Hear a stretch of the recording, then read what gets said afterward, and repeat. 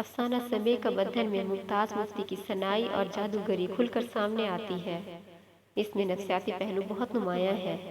جسم اور روح، فرد کی آزادی و بے بسی، فکری اور جذباتی اظہار کا بندھن سمے کا بندھن بن کر قاری کو اپنی عرفیت کا اس قدر اسیر کر لیتا ہے کہ وہ کہنا بھی چاہے تو کہہ نہیں سکتا۔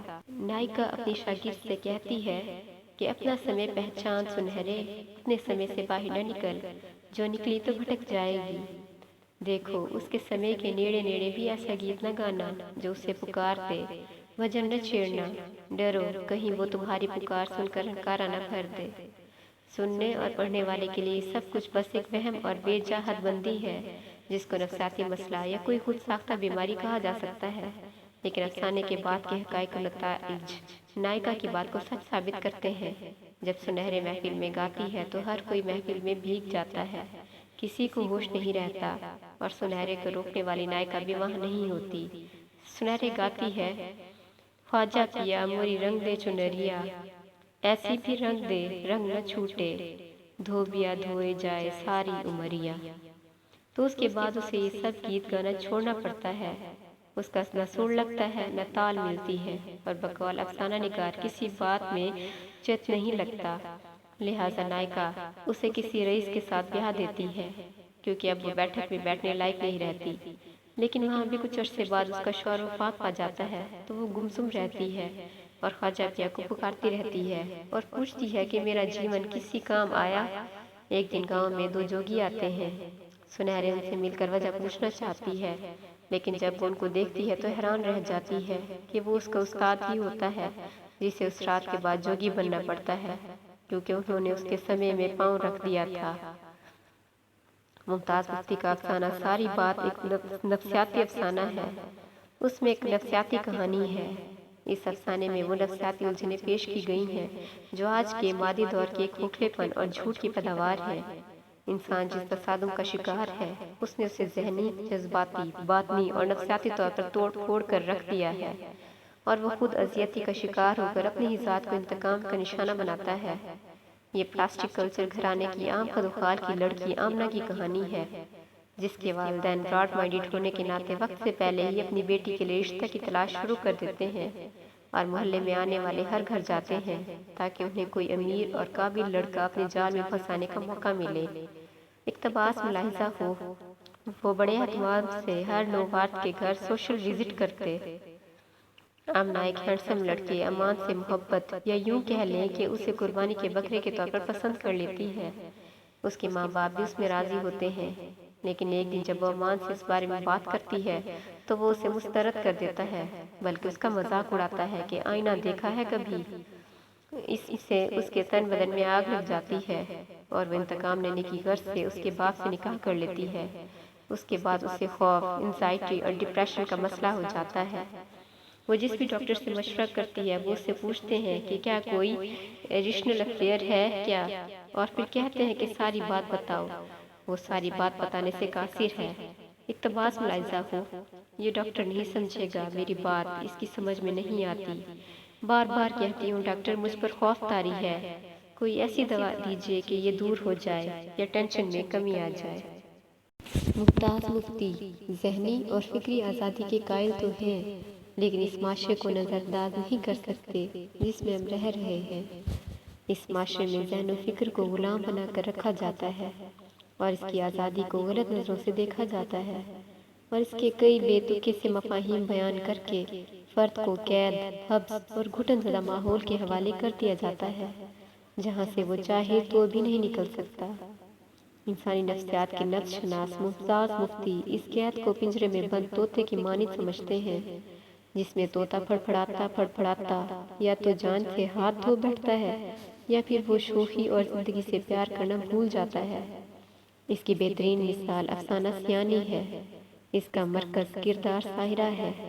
وہ جب بیاہ کر آتی ہے تو وہ اس گاؤں کے رواج کے مطابق نہ تو گھونگھٹ نکالتی ہے اور نہ ہی شرماتی ہے، بلکہ اپنے بیاہ میں خوب ناچتی ہے۔ دوسری عورتیں بڑی حیرت سے اس کا تذکرہ کرتی ہیں۔ بزرگ اس کی بات سن کر کھانسنے لگتے ہیں، اور نوجوان مردوں نے اس کی خاطر خوشبو اور ریشمی رومال خرید لیے ہیں اور اس کے پاس سے گزرتے ہوئے بالوں میں ہاتھ پھیرتے ہیں، لیکن ساحرہ کا پڑوسی فیروز جو کہ 17 سال کا ہے وہ بالوں میں ہاتھ پھیرنا نہیں جانتا۔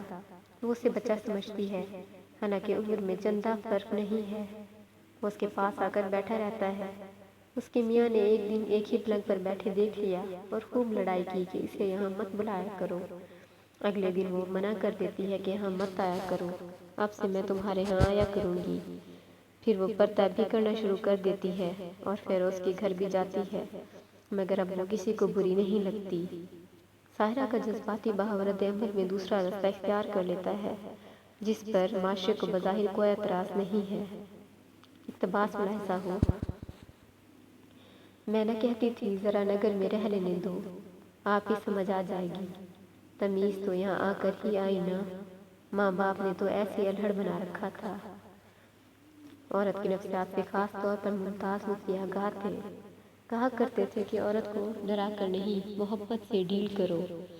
عبدال بیلا اپنی کتاب مفتی جی کے پیش لفظ میں لکھتے ہیں کہ وہ صنف نازک کو مرد سے بہتر مخلوق تصور کرتے تھے۔ عورت اور مرد الگ الگ اسپیشی ہیں۔ عورت تخلیقی طور پر زیادہ حساس اور توانا ہے۔ ان کا حکم تھا کہ عورت کو ڈرانا نہیں، اس سے تخلیقی کام خدا بھی لیتا ہے، تم بھی لو۔ ممتاز مفتی اس معاشرے اور اس کے افراد دونوں کے نفس شناس تھے۔ اس معاشرے میں تعریف تو اسی عورت کی ہوتی ہے جو اپنی جبلتوں کا گلا گھونٹ کر رکھتی ہے، مرد کی عزت کرتی ہے، اس کی ہاں میں ہاں اور نہ میں نہ کرتی ہے، روایت کو گلے لگائے، جدت سے نہ بلد، سگھڑ گھر کا کام کاج سنبھالے، گھر سے باہر منہ نہ نکالے، مگر محبوبہ وہ بنتی ہے جو شوخ و چنچل کام کاج سے آری اور نخرے دکھانے میں ماہر ہو۔ ممتاز مفتی کا افسانہ آپا اسی نکتے پر محیط ہے۔ اس میں آپا اپنے جذبات کو چھپائے رکھنے والی ہے، لیکن اس مہمان کے آنے سے اس کے دبے ہوئے جذبات بھی خود کھل اٹھتے ہیں۔ اسی کی پسند کا کھانے میں میٹھا زیادہ اور سلاد کا آئے روز بننا، یہی اس کے جذبات کا اظہار ہے۔ لیکن جب اسے اپنے محبوب کی ساجو سے شادی کا پتہ چلتا ہے تو اس کے جذبات بہت مجروح ہوتے ہیں۔ افسانہ نگار نے آپا کے جذبات کو جلی ہوئی راکھ کی چنگاری سے تشبیہ دی ہے۔ جب اس کا محبوب ساجو کے پاس سے اٹھ کر آپا کے سامنے آگ کے قریب بیٹھتا ہے تو وہ ساجو سے مخاطب ہو کر کہتا ہے کہ آگ کی بجھی ہوئی ڈھیری میں بھی چنگاری ہوتی ہے، تو آپا کے جذبات بے قابو ہو جاتے ہیں اور ایک آنسو اس کی آنکھ سے ٹپک کر اس راکھ پر جا گرتا ہے اور محبوب کہتا ہے کہ اب اس چنگاری کو بھی بجھاؤ گی کیا؟ یہ سب باتیں آپا کے جذبات کی عکاسی کرتی ہیں۔ اقتباس ملاحظہ ہو۔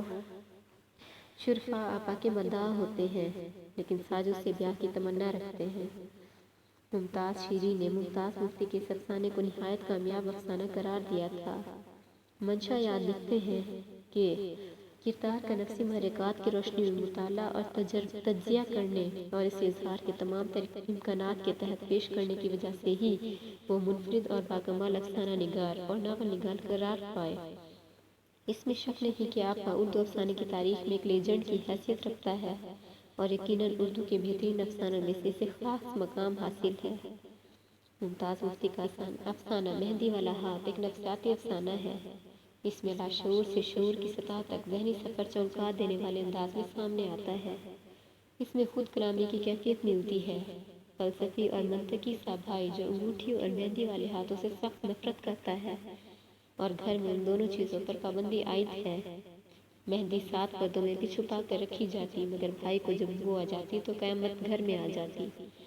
لیکن اس کی چھوٹی بہن کو شرارت سوچتی ہے اور وہ اپنی مہمان آصفہ کے ہاتھوں کو مہندی اور انگوٹھی سے سجا کر بھائی کو ہاتھ دکھانے بھیج دیتی ہے اور انتظار کرتی ہے کہ اب بہت بڑا ہنگامہ ہوگا، مگر یہ دیکھ کر حیران رہ جاتی ہے کہ اس کا بھائی ان ہاتھوں کو دیوانہ وار دیکھ رہا ہے۔ اس افسانے میں محبت اور نفرت، وحشت اور لگاؤ کو ایک ہی کیفیت کے دو رخ بنا کر پیش کیا گیا ہے۔ بھائی جان کو مہندی سے جو نفرت اور وحشت تھی، اس کی تہ میں زبردست لگاؤ تھا جسے لاشعور میں دھکیل دیا گیا۔ اس لگاؤ سے خود کردار بھی بے خبر تھا، چنانچہ لاشعور سے شعور پر آنے سے وہ وحشت تحلیل ہو گئی اور لگاؤ ابھر کر سامنے آنے سے وہ مہندی والے ہاتھوں کو دیکھنا شروع کر دیتا ہے۔ یہ بھی ایک نفسیاتی الجھن ہے۔ ایسے بہت سے کردار معاشرتی سطح پر موجود ہیں جو اپنی ذہنی بیماریوں سے مجبور یا تماشا کھیلنے پر مجبور ہیں۔ مسٹر راؤ اپنی بیوی کے ساتھ ساتھ اپنی سیکریٹری کی محبت کا دیوانہ ہے۔ दोनों लड़कियां एक दूसरे की जिद हैं, जो मिस्टर राव के अंदरूनी तज़ाद का खूबसूरत इजहार है। अफसाना दो मुंही एक नफ्सियात कहानी है। सांवरी सुलेमान से मोहब्बत की शादी करती है, मगर 2 साल बाद ही उकता जाती है। वो इस यकसानियत से निकलना चाहती है। अफसाना निगार उसके इस जिस्मानी, जिनसी और नफ्सियाती मसला का इलाज बुजुर्ग बताता है, मगर अना की वो मारी सांवरी उसके लिए तैयार नहीं है। सांवरी क्लिनिक इलाज के लिए जाती है तो वहाँ डॉक्टर से उसे पता चलता है कि मन की गिरहें, कांटे और दरारें किसी से सच्ची मोहब्बत नहीं करने देती। इंसान को सिर्फ अपने आप और अपनी अना से मोहब्बत होती है। फिर सांवरी की सारी उलझनें हल हो जाती हैं। ये दरअसल एक नफ्सियाती मसला है। इसके हल पर वो गौर करते हुए कहती है कि अगर अपनी विल ही सरेंडर करना है तो मैं इसकी भेंट क्यों ना करूं, जिसके बदले में मैंने 2 साल टूट कर अपनी अना से मोहब्बत की है। अफसाना थर्ड मैन में एक अहम नफ्सियाती मसला पर कलम उठाया गया है। इस अफसाने में आसिया अपने शौहर कमर की मोहब्बत की आंच को भड़काने के लिए किसी न किसी थर्ड मैन का सहारा लेती है और अपने ही नाम लव लेटर्स लिखती है। इस अफसाने में मस्बत और मनफी इंसानी रवैयों से इंसानी फितरत और नफ्सियात की भरपूर और सच्ची अक्कासी की गई है। अफसाना राडियाँ एक किरदारी अफसाना है। इसमें मरकजी किरदार की जज्बाती सुपुर्दगी और तहफ़्फ़ुज़ की फितरी ख्वाहिश अफसाने का मरकजी नुक्ता है। मुमताज़ मुफ्ती के यहाँ इन तमाम जज्बाती और नफ्सियाती तजर्बों का बयान मिलता है, जो शख्सियत के औसाफ मुकम्मल करने में मामद साबित होते हैं। बदरा मरकजी किरदार है। खाना रोहनी पुतले में कदीम व जदीद जहन की जंग, माशरती इक़्तिसादी सूरत हाल, नफ्सियाती मसाइल, नई तहजीब के मस्बत और मनफी रवैये ज़ेर बहस लाए गए हैं और औरत की नफ्सियात से पर्दा चाक करने की कोशिश भी की गई है। इक़्तिबास मुलाहिज़ा हो। सच कहती हूँ बीबी, आज के दौर में माएँ अपने बच्चों को अपनाते हुए शर्म महसूस करती हैं। रूमी टोपी बोली, आज की औरत औरत बनकर जीना चाहती है, माँ बनकर नहीं। रज़ा अली आबदी अपने मज़मून अनोखा लाडला में मुमताज़ मुफ्ती के बारे में लिखते हैं कि औरत को तो अपनी हथेली की तरह जानते थे। खूब लिखते हैं औरत की हैसियत और उससे मिलती जुलती तमाम चीज़ों पर, और ऐसे बेतकान लिखे जले जाते हैं जैसे कॉलेज की लड़कियों के हॉस्टल में रहे हों और बार बार फेल होते रहे हों जानबूझकर। यानी कि औरत के हर अंदाज और हर लहजा की उनके पास मंतक और दलील मौजूद है। यही वजह है कि उनके अफसानों में औरत, उसकी नफ्सियात और उसी के नाज़ व अदाएं देखने को मिलती हैं।